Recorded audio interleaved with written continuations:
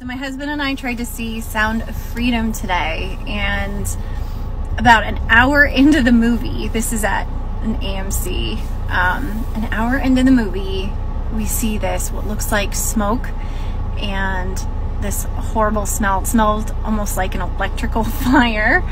So I was like, I am out. So my husband and I got up and we left and we told somebody, and they went to go check it out, and everybody was coming out of the theater because we were all like, what is that smell? No one wants to yell fire in a movie theater.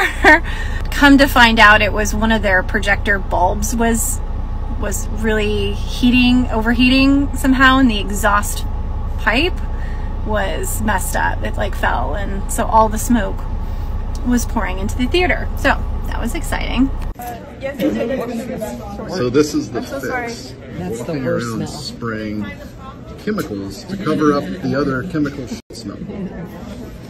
So my girlfriend and I went to go see The Sound of Freedom in theaters on the 4th of July. This particular time was really uncomfortable to sit through. There was no AC running. It was unbearably hot. So I go out and I ask if they can turn the AC on, and they told me that it wasn't working. Okay, I bought these tickets online. It showed that the theater was pretty much sold out. There was only a few seats available. When we get there, it's just me, my girlfriend, and maybe 8 other people in the whole theater. I didn't think anything of this until I got on TikTok a few days later, and come to find out that hundreds of other people are experiencing the same thing. Have you heard anything about the other movie theaters? AC not working? Like the other houses? No, well, like around the whole country, different theaters. In this movie only, the AC doesn't work. It's like super sketch. Oh, really? Yeah, you should look. I didn't hear should about look that. online. It's like No, it's If insane. anything, it's probably just. I don't know. I know it's been very popular. So the more people you have in a theater, the more different. Well, yeah, but we've been going to movie openings our whole life, so and weird. it's never happened. Yeah, Yeah. super weird. Here's those 4 for you guys. Okay. Yeah, sorry about that. Thank you. This is what happens when Red and I decide to go to the movies. 3 big movies in our theater and ours. We had no clue what they were. I think every smells here. We got camera crews. We pre-ordered our tickets, paid for them, they were claimed, got the link sent, and this is an AMC theater in Pineville, North Carolina. Some point today, the tickets got refunded to my friend and we couldn't figure out why. So we come anyways to the theater after dinner, and they're like, oh, well, we refunded all the tickets because there's no air conditioning in our theaters. Okay, whatever, we don't care. Are you still showing it? Yeah, you can still watch it. There was air conditioning in the lobby. There was air conditioning in the hallways. There was air conditioning in the bathrooms, not the theaters. They don't have the bartender or anything in the theater. I smell something stinky. There is a lot of, distractions out there. They're being, they're trying to take this movie away from theaters.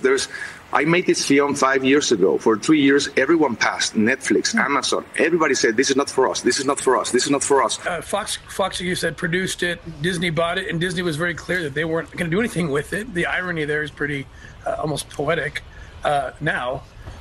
The producers wrestled it away, and it went through several hands. And I actually was I was invited to the set of The Chosen, and I happened to be there, and I ran into the Angel Studios. I told them that this film is about to lose the people who had it, the rights were going to expire.